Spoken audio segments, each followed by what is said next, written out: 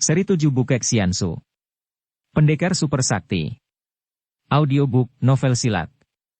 Cerita, Ho Ping Hu. Bab 2. Han Han tercengang dan berpikir. Alangkah benarnya ucapan kakek gembel itu. Teringat ia akan sejarah betapa fitnah-fitnah yang amat keji terjadi karena coretan pena. Dan betapa tepatnya pula filsafat tentang baik buruknya ilmu yang tergantung daripada si pemilik ilmu. Tak disangkanya ia akan mendengar ucapan demikian dalam isinya dari mulut seorang kakek gembel. Melihat betapa bantahan kakek itu membuat Han Han bungkam, Sin Qiat menjadi gembira dan mendapat kesempatan untuk mendesak lagi. Hayolah, kek, ajar kami ilmu silat. Aku tidak bisa ilmu silat. Wah, kakek selalu mengelak. Habis, tongkat bututmu kemarin dulu itu dapat mematahkan tombak, membikin pedang dan golok serdadu-serdadu itu terpelanting, dan membuat mereka roboh, bantah Sin Qiat. Ah, itu hanya ilmu tongkat teratai putih, Pek Lian Tung Hoat. Kalau begitu, ajarkan kami Pek Lian Tung Hoat, kata Sin Qiat, dibantu oleh dua orang kawannya. Kakek itu menggeleng kepala.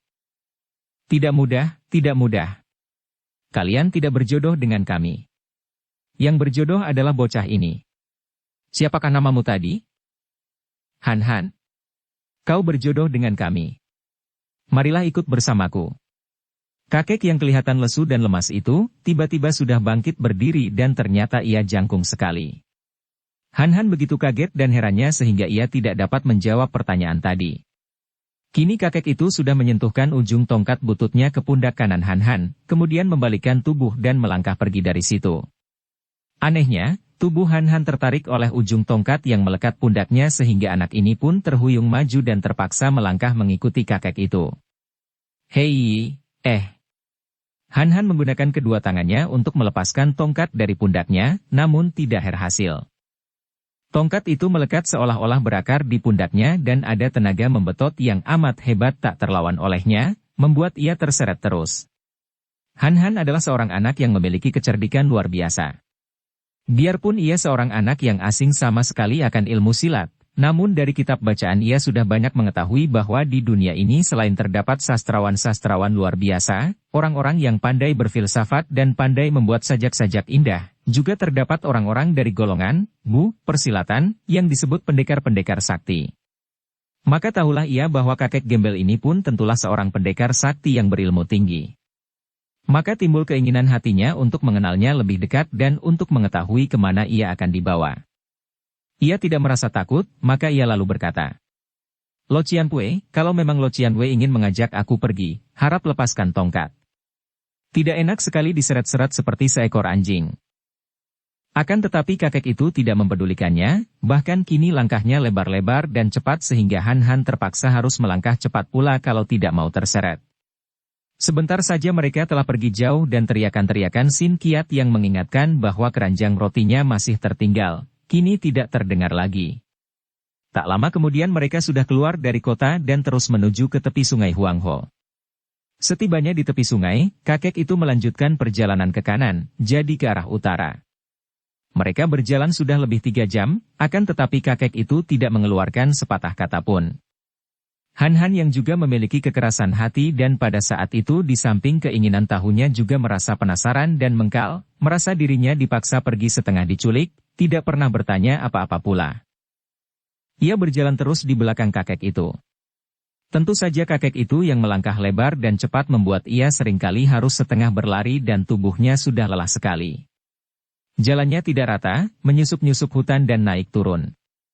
Akan tetapi dengan kekerasan hatinya, Han Han mengikuti terus kakek itu yang akhirnya membawanya masuk ke sebuah hutan di pinggir sungai Huangho.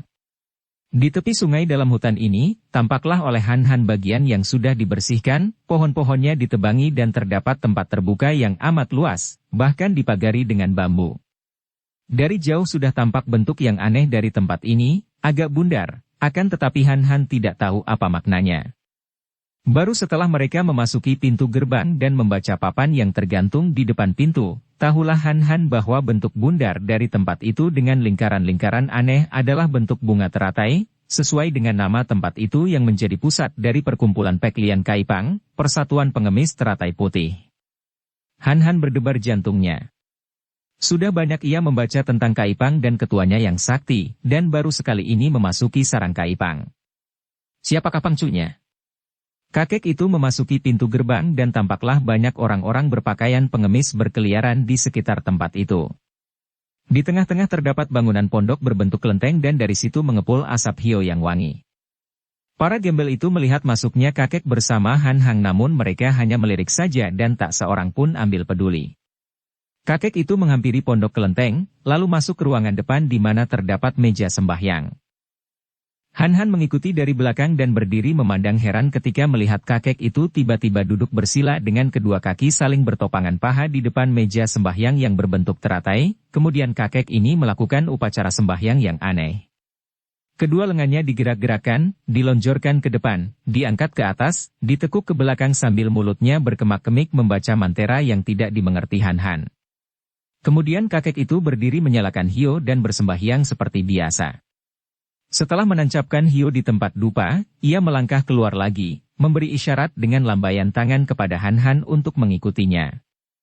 Han Han ikut terus dan ternyata mereka menuju ke sungai di mana terdapat sebuah kolam besar yang mendapatkan airnya dari sungai, dialirkan ke tempat itu.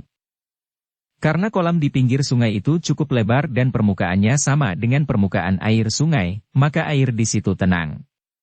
Di atas permukaan air kolam terdapat beberapa belas benda berbentuk bunga-bunga teratai warna putih, terbuat daripada kayu, mengambang dan bergerak-gerak perlahan di permukaan kolam. Yang membuat Han Han tercengang adalah ketika ia melihat beberapa orang sedang berlatih, berloncatan dari satu ke lain teratai kayu di permukaan air. Ada 3 orang yang berlatih, sementara itu masih ada 30 orang lebih menonton di pinggir kolam. Mereka semua itu adalah orang-orang berpakaian tambal-tambalan terdiri dari laki-laki dan wanita. Akan tetapi lebih banyak lelaki daripada wanitanya yang hanya ada beberapa orang. Han Han tidak mengerti ilmu silat, namun menyaksikan 3 orang itu berloncatan ke atas teratai-teratai kayu yang mengambang di air. Melihat gerakan mereka yang begitu ringan dan gesit, ia kagum. Ternyata mereka itu sedang berlatih, karena setelah 3 orang itu meloncat ke darat, mereka digantikan oleh 3 orang lain. Ada pula yang belum mahir meloncat sehingga terpeleset dan teratai yang diinjaknya miring membuat ia terjungkal ke air. Yang menonton mentertawakannya, ada yang mengejek, ada yang memberi petunjuk, membicarakan kesalahannya sehingga ia terjatuh. Ketika kakek yang membawa Han Han muncul, suara tertawa-tawa itu berhenti, akan tetapi tak seorang pun menegurnya. Yang berlatih masih tetap berlatih, namun kini lebih tekun dan serius. Kemudian terdengar kakek itu berkata, "Latihan ginkang ini bukan untuk main-main. Tanpa ketekunan kalian takkan mendapat kemajuan. Panggil Sin Lian."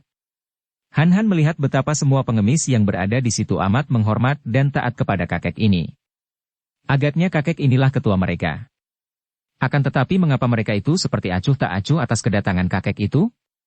Mengapa tidak ada yang memberi hormat? Sungguh mengherankan. Sementara itu, seorang pengemis tua yang tadi berlari-lari untuk memenuhi perintah kakek ini, datang bersama seorang anak perempuan yang juga berlarian dan dari jauh sudah memanggil, "Ayah."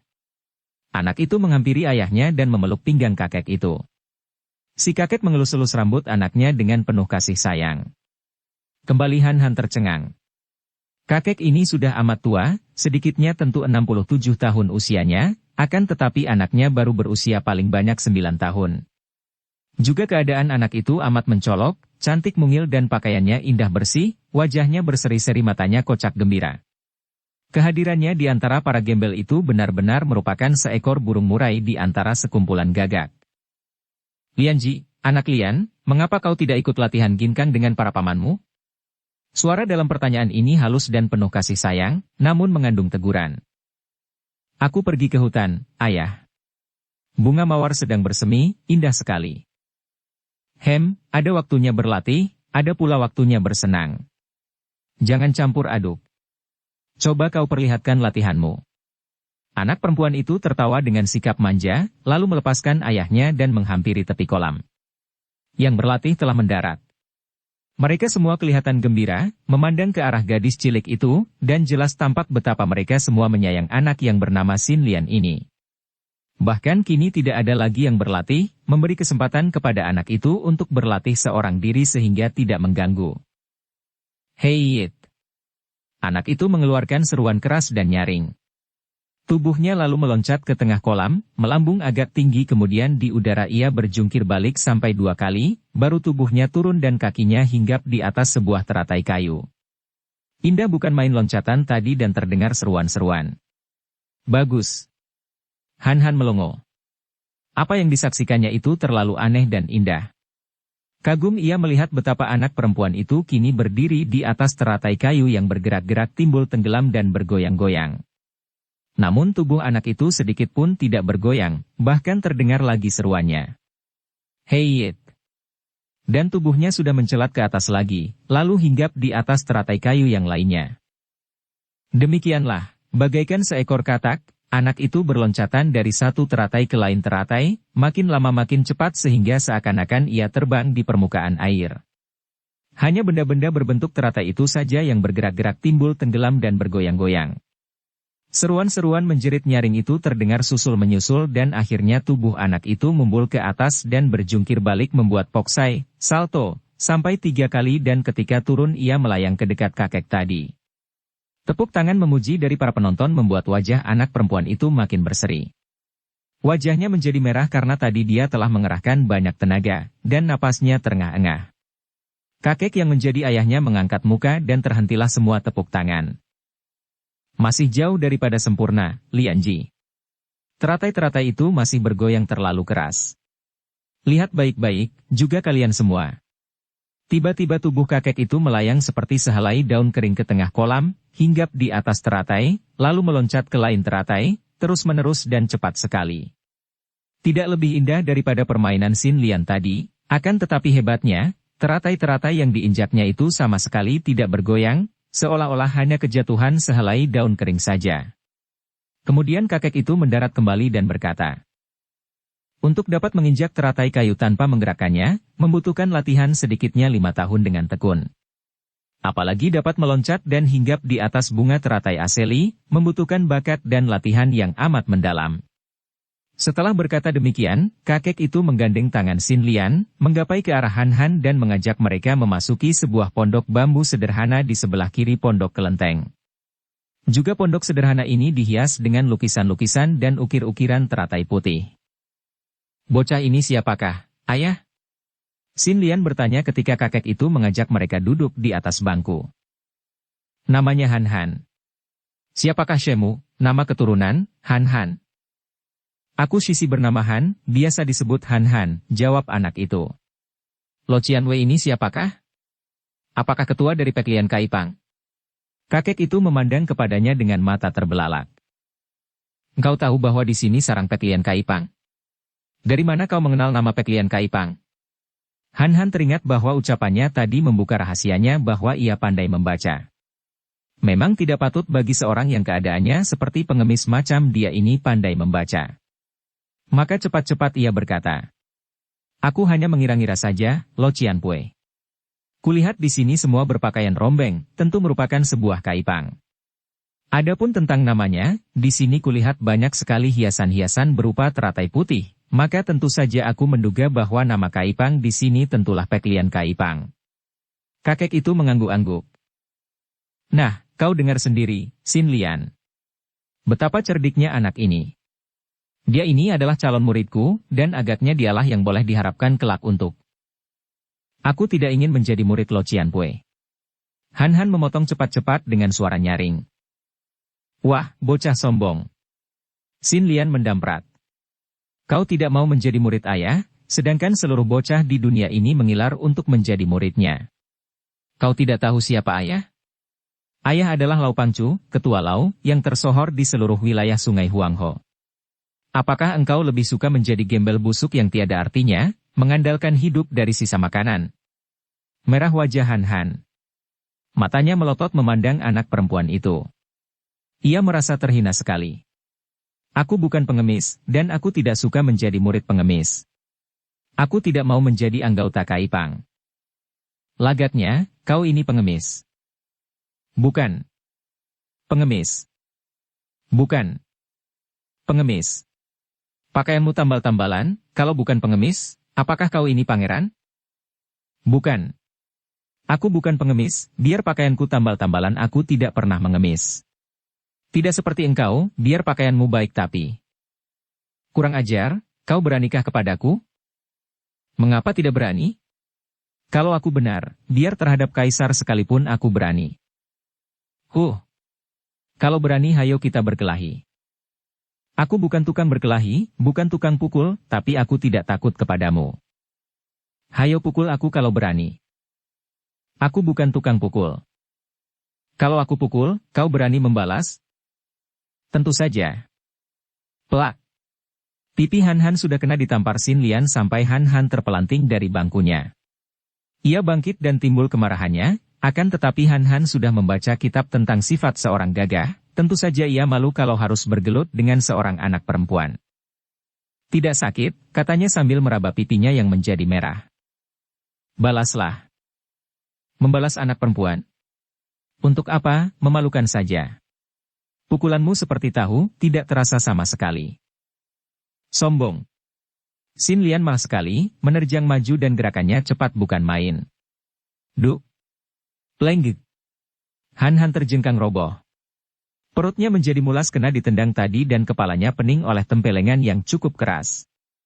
Gerakan kaki tangan bocah itu luar biasa cepatnya sehingga Han Han tidak tahu bagaimana caranya bocah itu menendang dan memukul. Rasa nyeri membuat lantai seperti berputar. Ia marah dan kini ia melompat bangun. Kau.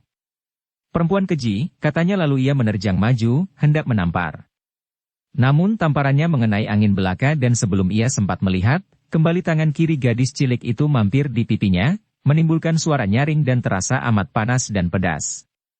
Tonjokan kepalan kanan yang kecil namun terlatih menyusul, mengenai lehernya, membuat Han Han terhuyung-huyung ke belakang. Tiba-tiba sebuah kaki yang kecil menyapu kedua kakinya. Tanpa ampun lagi tubuh Han Han kembali terpelanting, terbanting pada lantai di mana ia hanya duduk sambil memegangi kepalanya yang puyeng seketika. Cukup, Lianji. Terdengar kakek itu berkata, suaranya tenang dan halus. Kakek ini tadi diam saja melihat puterinya menghajar Han Han, karena memang hal ini ia sengaja, untuk membakar hati Han Han dan menimbulkan semangat jantannya.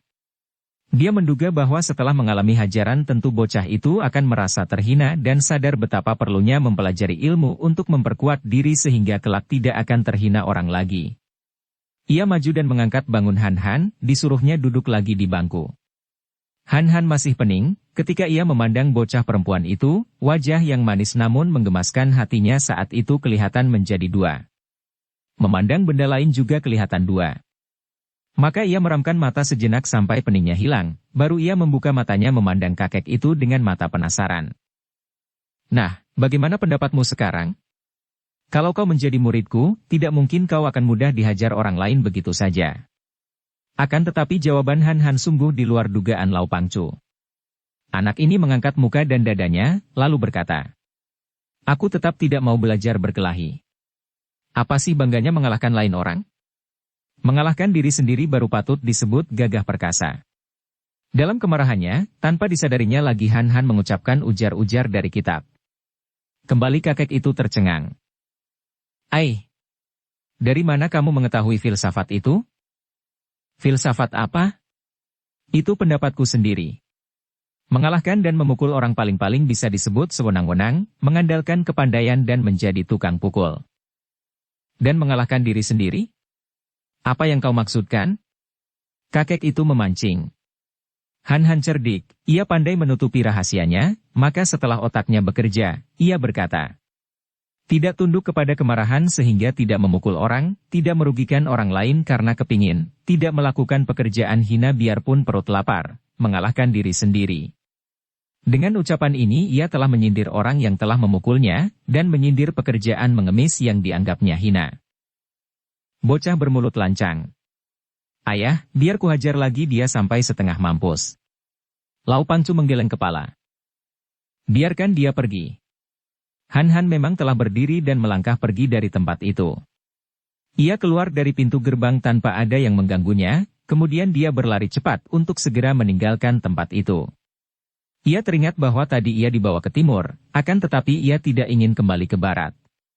Tidak ingin kembali ke kota Tiongkuan karena takut kalau bertemu dengan kakek itu lagi kelak dan menimbulkan hal-hal yang amat tidak enak.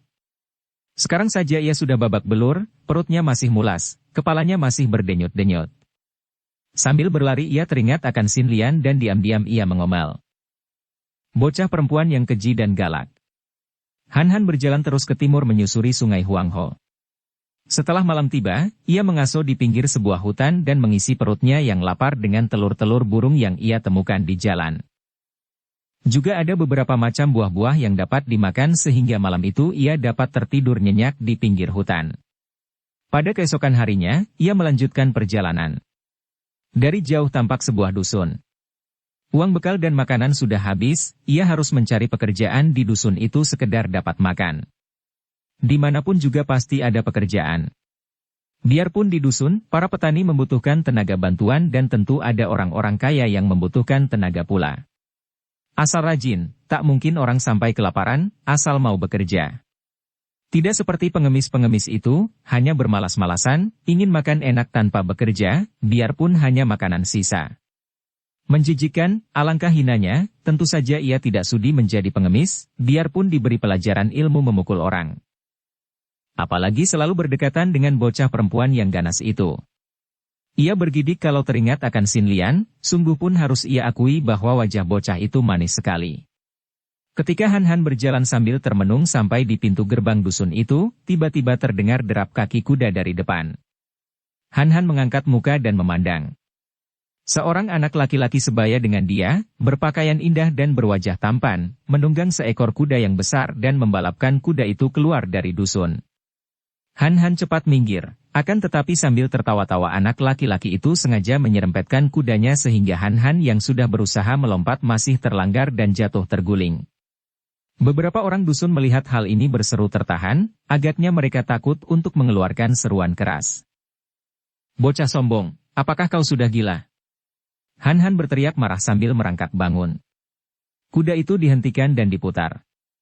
Anak laki-laki yang duduk di atasnya kini tidak tertawa lagi, melainkan memandang Han Han dengan wajah bengis. Setelah kudanya tiba di depan Han Han, ia lalu melompat turun, gerakannya tangkas sekali, lalu menghadapi Han Han sambil menudingkan telunjuknya. Gembel busuk, berani engkau memaki aku? Setan kepala angin, mengapa tidak berani? Yang kumaki bukan orangnya, melainkan perbuatannya. Biar kau kaisar sekalipun, kalau perbuatannya tidak benar, tentu akan dimaki orang. Han Han membantah berani. Anak itu usianya antara 11 tahun, kini mendengar ucapan seperti itu keluar dari mulut seorang anak gembel, menjadi terheran-heran sehingga lupa kemarahannya. Siapakah kau ini berani berkata seperti itu? Aku Han Han dan siapa takut mengeluarkan kata-kata benar? Wah, agaknya sudah miring otakmu. Tidak tahukah engkau bahwa aku adalah Ouyang Kongcu, tuan muda Ouyang? Orang sekitar daerah ini tidak ada yang berani kepadaku. Apalagi jembel macam kamu. Hayo berlutut dan mohon ampun. Bentakan ini mengandung suara marah. Seorang di antara para penduduk dusun yang mulai datang berkerumun, segera mendekati Han Han dan berkata, kau agaknya bukan anak sini. Lebih baik lekas berlutut mohon ampun kepada Kongcu. Mendengar ini, Han Han makin marah. Ia berdiri dengan kedua kaki terpentang, kedua tangan bertolak pinggang, lalu berkata, apa perlunya minta ampun? Orang bersalah sekalipun tidak perlu minta ampun dan harus berani menerima hukumannya. Apalagi orang tidak bersalah. Ucapan ini rupa-rupanya merupakan pendapat yang baru sama sekali dan mengherankan semua orang. Bahkan pemuda tampan itu sendiri terheran dan berkurang kemarahannya, lalu mengomel. Tidak salah katamu? Kau berdiri di jalan, menghalang kudaku. Bukan aku yang menghalang, tapi kau yang menabrak. Berani berbuat tidak berani mengaku, laki-laki macam apa kau? Berani kau? Apa sudah bosan hidup, bentak anak yang disebut tuan muda Ouyang itu. Setelah berkata demikian, ia menerjang maju. Han Han berusaha melawan, namun ternyata Ouyang Kongcu ini tangkas dan kuat sekali. Begitu menerjang, Han Han telah kena digampar kepalanya dan ditonjok dadanya. Han Han terjengkang, napasnya sesak. Sebuah tendangan mengenai lehernya dan dunia menjadi hitam bagi Han Han. Gembel busuk bosan hidup, kau belum mengenal kelihayan Kongcumu, ya? Suara Ouyang Kongcu ini terdengar sayup-sayup oleh Han Han dan pemuda tampan itu mengeluarkan sehelai tambang dari saku sela kudanya. Diikatnya kaki kiri Han Han, kemudian ia memegangi ujung tali itu dan melompat naik ke atas kudanya. Ketika kudanya dilarikan, tubuh Han Han tentu saja terseret di atas tanah. Orang-orang yang berada di situ hanya memandang dengan mata terbelalak, tidak ada seorang pun berani membela Han Han. Mereka hanya saling pandang dan menggeleng-geleng kepala dengan hati kasihan kepada anak gembel yang amat pemberani itu. Han Han memiliki kenekatan dan nyali yang luar biasa sekali.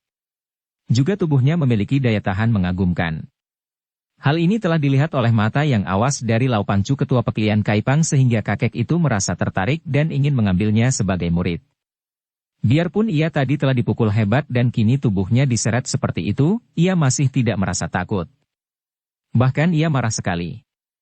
Tidak dipedulikan punggung dan pinggulnya lecet-lecet, pakaiannya yang sudah penuh tambalan itu makin buruk karena compang-camping. Ia tidak mengeluh, tidak pula minta ampun, bahkan ia yang terseret itu berusaha mengangkat tubuh atasnya dan menudingkan telunjuknya ke depan, ke arah Ouyang Kongcu sambil memaki-maki. Bocah kejam melebihi iblis, kelakuanmu ini akan menyeretmu ke lembah kecelakaan. Pada saat itu, dari arah kanan berkelebat sinar putih. Ternyata itu adalah sebatang piau, pisau sambit, yang disambitkan oleh seorang gadis cilik. Piau itu tepat sekali mengenal tambang yang menyeret Han Han sehingga putus seketika dan Han Han terbebas, tidak terseret lagi. Sambil duduk dan berusaha membuka ikatan kakinya, Han Han memandang dengan mata terbelalak ketika mengenal bahwa anak perempuan itu bukan lain adalah Xin Lian. Han Han mengeluh. Dia ditolong dari tangan seorang anak laki-laki kejam oleh seorang anak wanita ganas. Kedua orang anak itu setali tiga uang, sama-sama ganas dan kejam, tiada yang dipilih. Xin Lian sudah meloncat turun dari atas batu di mana ia tadi berdiri dan menyambitkan piaunya. Sikapnya garang sekali ketika ia memandang Ouyang Kongcu dan telunjuknya yang kecil runcing itu menuding ke arah Ouyang Kongcu sambil memaki. Setan alas, monyet pengecut. Beraninya hanya menyiksa bocah gembel yang tidak bisa silat. Hayo lawan aku kalau kau berani, kalau minta diremuk tulang-tulangmu. Xin Lian memasang kuda-kuda menantang. Ouyang Kongcu ini adalah putra seorang bangsawan tinggi, yaitu Pangeran Ouyang Chin Kok. Dia putra pangeran, tentu saja selain kaya raya juga angkuh dan sudah biasa menerima penghormatan di mana-mana. Namanya adalah Ouyang Seng dan pada waktu itu ia sedang menerima pendidikan ilmu silat dari gurunya, seorang tokoh yang memiliki kepandaian tinggi dan sakti. Sebagai putra pangeran, tentu saja dalam perguruannya tersedia segala perlengkapan untuk kebutuhannya setiap hari, sampai-sampai tersedia seekor kuda untuknya. Dan ia pun belajar sambil main-main, kadang-kadang menunggang kuda pergi ke dusun-dusun dan kemanapun juga ia pergi. Anak nakal ini tentu disambut penduduk dusun dengan ramah dan hormat, sungguh pun di dalam hati mereka ini membencinya karena kenakalannya suka menggoda orang. Kini, dimaki-maki seperti itu, Ouyang Seng marah sekali lalu meloncat turun dari atas kudanya. Kau bocah kampung. Berani kau memaki Kongcumu. Kau pun sudah bosan hidup agaknya. Sambil berkata demikian, Ouyang Seng lalu menggunakan sisa tambang yang berada di tangannya, yang panjangnya ada 2 meter lebih untuk menyerang. Serangannya hebat, cepat dan keras sekali sehingga mengejutkan Xin Lian yang cepat melompat dan mengelak. Dari gerakan serangan itu Xin Lian dapat menduga bahwa anak nakal ini pandai silat. Memang dugaannya tidak keliru. Ouyang Seng diasuh oleh seorang guru yang amat pandai sehingga biarpun cara ia belajar kurang tekun, namun jarang ada anak sebaya dengannya yang mampu melawannya, biarpun anak itu pandai silat sekalipun. Sebaliknya, melihat betapa anak perempuan yang tadinya hendak ia rangket karena telah berani memakinya itu dapat mengelak demikian cepat, Ouyang Seng menjadi penasaran dan menerjang lebih gencar lagi. Xin Lian tidak diberi kesempatan membalas serangan-serangannya, karena tambang itu menyerang terus-menerus, membuat ia harus menggunakan ginkang dan berloncatan ke sana kemari.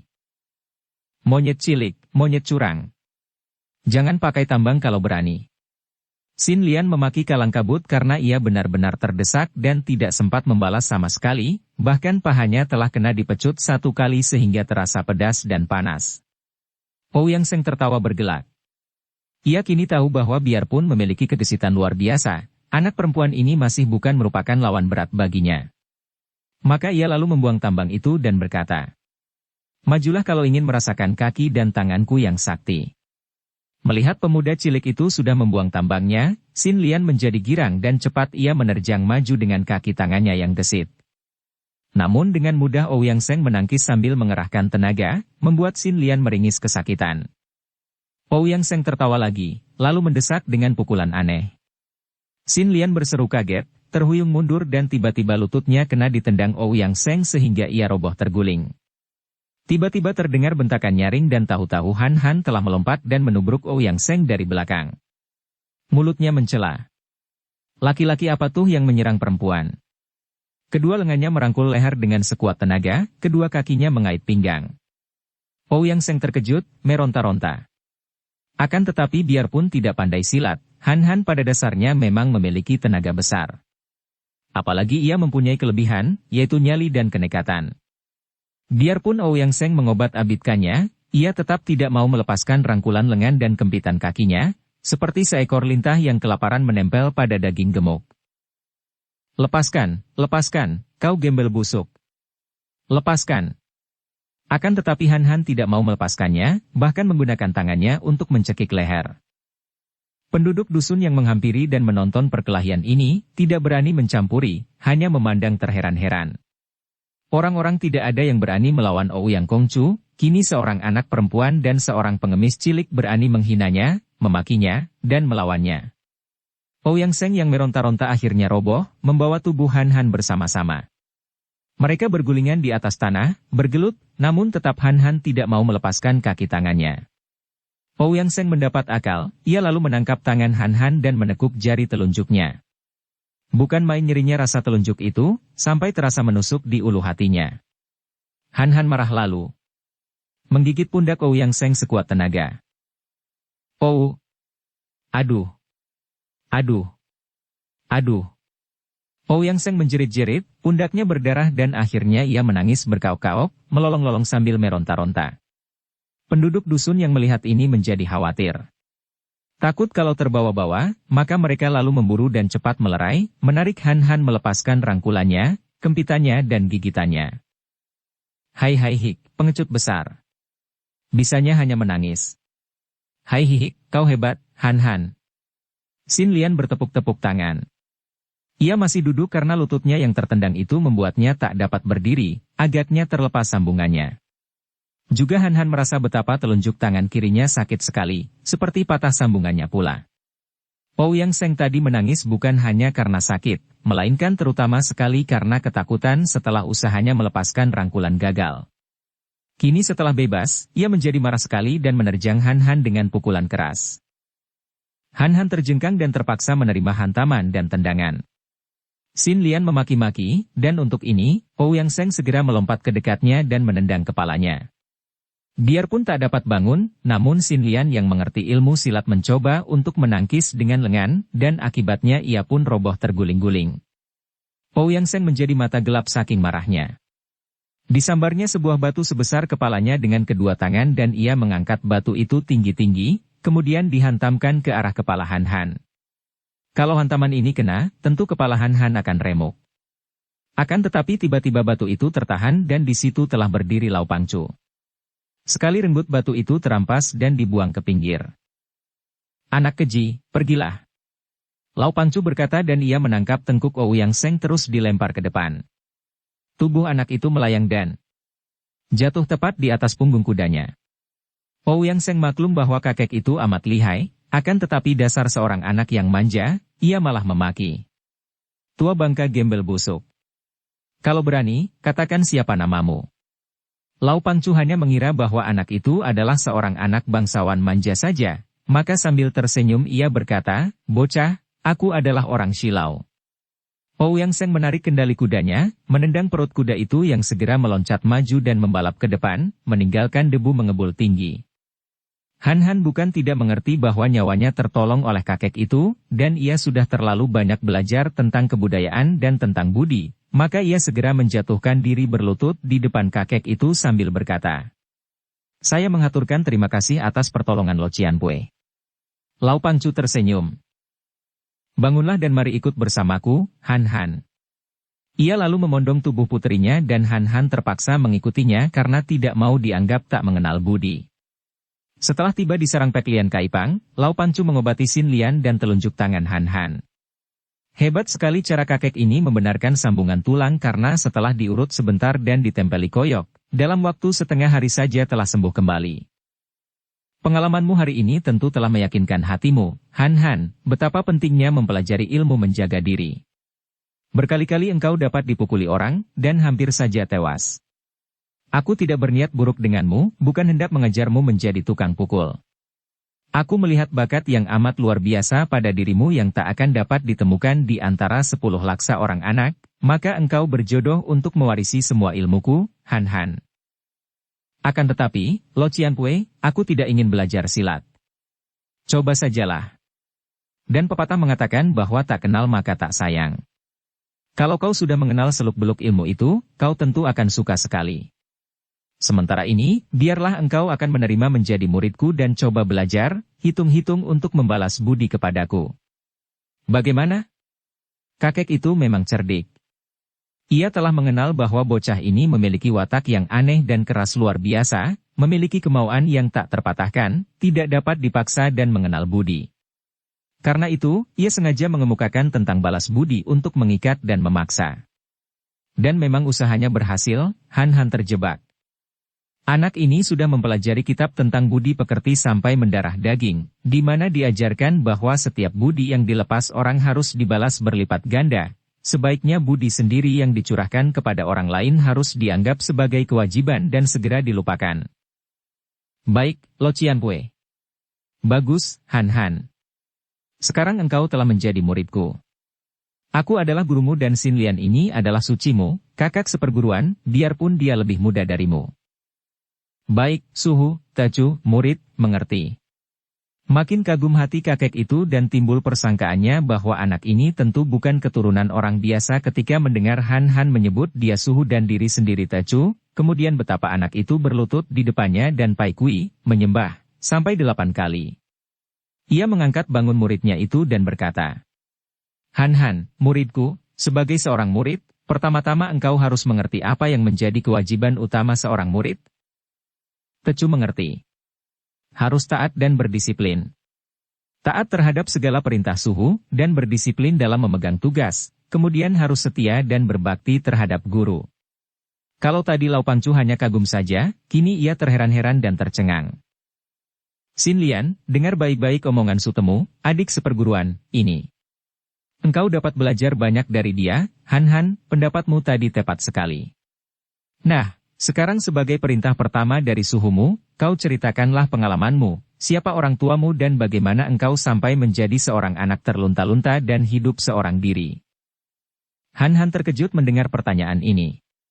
Ia sudah mengambil keputusan ketika ia meninggalkan rumah orang tuanya yang terbakar, di mana terdapat mayat ayah bundanya, untuk menyimpan rahasia tentang dirinya, untuk melupakan penglihatan itu dan hanya mengingat wajah 7 orang perwira Manchu, terutama wajah si brewok dan si muka kuning.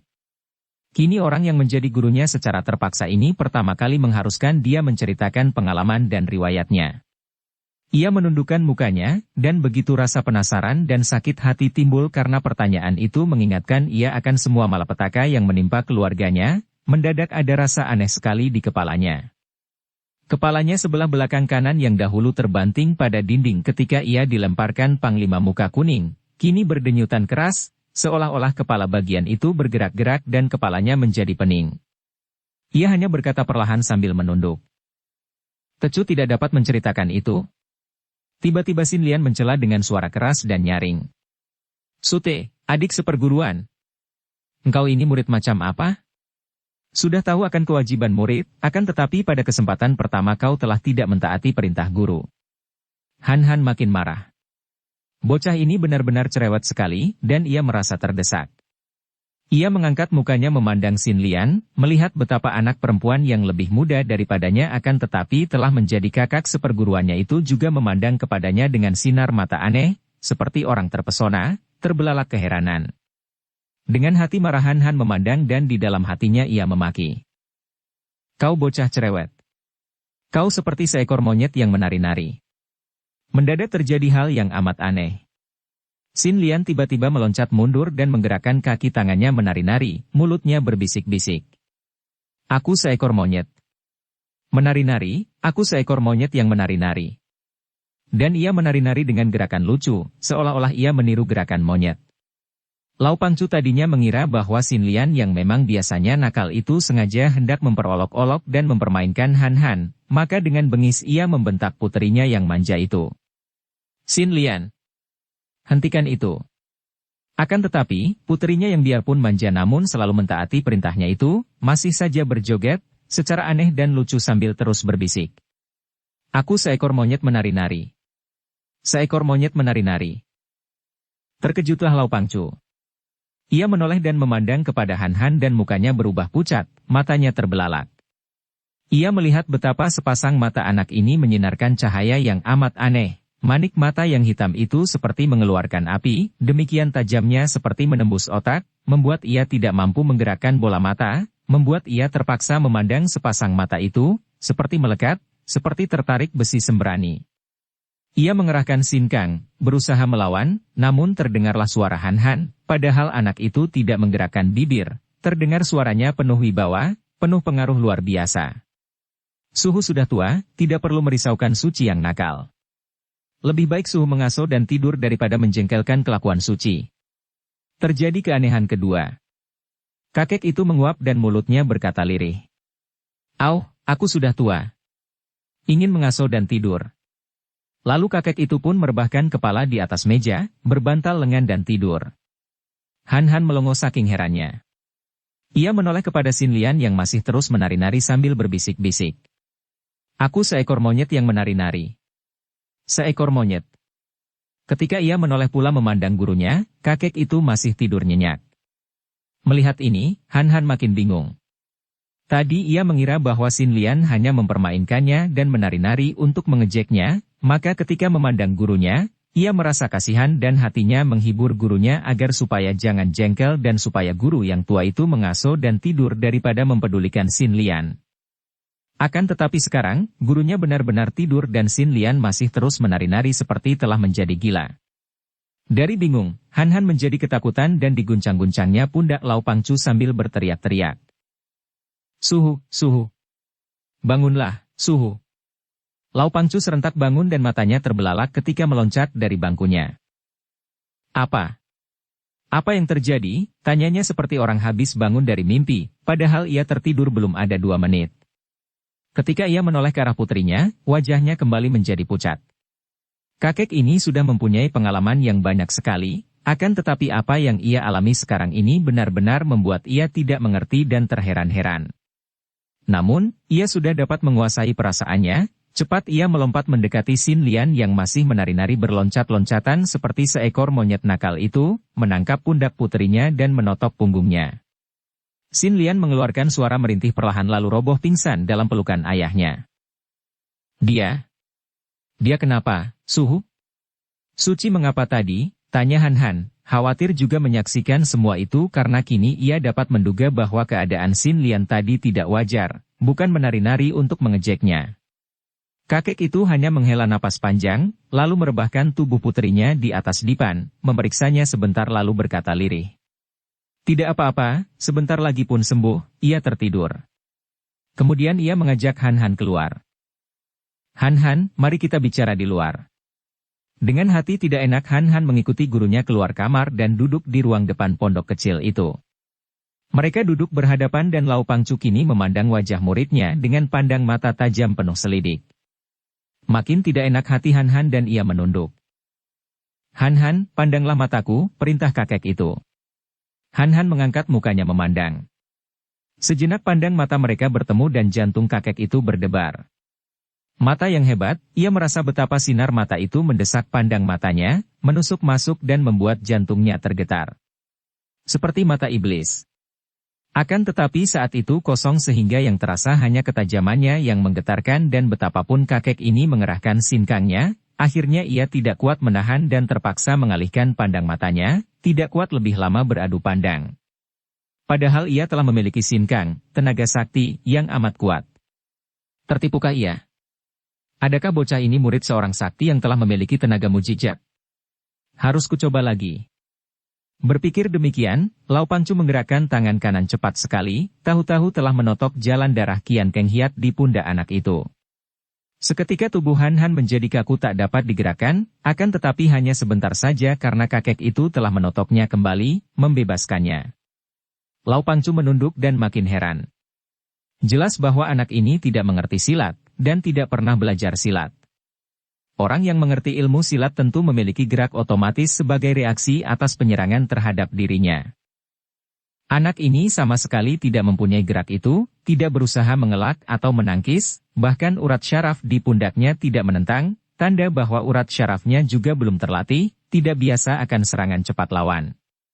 Akan tetapi pandang mata itu, pengaruhnya yang hebat. Adapun Han Han ketika tadi merasa pundaknya disentuh gurunya membuat tubuhnya kaku menegang, kemudian pulih kembali, menjadi heran dan penasaran. Ia tidak tahu apa yang dilakukan suhunya. Akan tetapi ia menganggap suhunya itu penuh rahasia, tidak berterus terang dan seolah-olah tidak mempercayainya. Tiba-tiba suhunya itu memegang kedua pundaknya dengan cekalan erat, mata kakek itu menatapnya penuh selidik dan terdengarlah pertanyaannya dengan suara keras mendesak. Han Han, dari mana kau mempelajari ilmu Ihuntu Hoat, semacam hipnotisme? Apa? Ihuntu Hoat, suhu? Mendengar pun baru sekarang. Sudah Tecu katakan bahwa Tecu tidak pernah mempelajari ilmu apa-apa. Jangan mencoba untuk menyangkal. Habis, apa yang kau lakukan terhadap sucimu dan aku tadi kalau bukan ilmu Ihuntu Hoat? Ilmu Ihuntu Hoat adalah semacam ilmu hipnotisme, membetot semangat dan menguasai kemauan orang dengan penggunaan sinkang yang sudah mencapai tingkat tinggi. Han Han makin tak senang hatinya. Ia sudah menentang perasaan hati dan pendapatnya sendiri dan sudah suka menjadi murid Lau Pangcu. Akan tetapi mengapa suhunya ini sekarang menuduhnya yang bukan-bukan? Suhu, mengapa suhu menuduh yang bukan-bukan? Suhu mengambil murid Tecu ini hendak diajar ilmu ataukah untuk dituduh-tuduh saja? Sudah Tecu katakan bahwa Tecu tidak pernah belajar silat. Tapi pandang matamu. Dan peristiwa tadi. Lianji menari-nari di luar kehendaknya, aku pun tertidur di luar kemauanku. Hal ini hanya mungkin terjadi kalau orang menggunakan ilmu Ihuntu Hoat yang amat kuat. Han Han, aku tidak mempunyai niat buruk terhadap dirimu. Kalau kau benar-benar pernah menjadi murid orang sakti, aku pun malah makin suka kepadamu. Perlu apa kau berbohong? Sudah ada buktinya peristiwa tadi, aku sendiri mengalami, dan pandang matamu juga penuh dengan tenaga mujizat yang hanya timbul dari sinkang yang tinggi. Han Han menjadi tidak sabar. Tecu tidak mengerti apa yang Suhu katakan itu, tidak pernah mendengar apa itu Ihuntu Hoat, dan apa itu sinkang. Pendeknya, Tecu belum pernah belajar ilmu silat, bahkan sebelum menjadi murid Suhu, Tecu membenci ilmu silat. Malah sekarang, karena Suhu tuduh yang bukan-bukan, timbul pula rasa tidak senang itu. Han Han, jangan salah mengerti. Memang ada sesuatu yang amat aneh terjadi, dan kurasa, ada sesuatu yang ajaib sekali terdapat dalam dirimu. Aku tidak menuduh sedikit pun juga dan kau pun harap suka berterus terang. Mungkinkah kau pernah membaca kitab kuno tentang ilmu menguasai semangat dan kemauan orang lain, dan telah mempelajarinya? Tidak, sama sekali tidak. Engkau anak aneh. Datang-datang kau bagi-bagikan roti kering kepada gembel yang lain. Hal ini saja sudah membuktikan keanehanmu. Dan cara kau bicara, sungguh tidak seperti seorang anak gembel. Tecu bukan pengemis. Kalau begitu engkau seorang anak keluarga bangsawan yang terlunta-lunta. Bukankah begitu?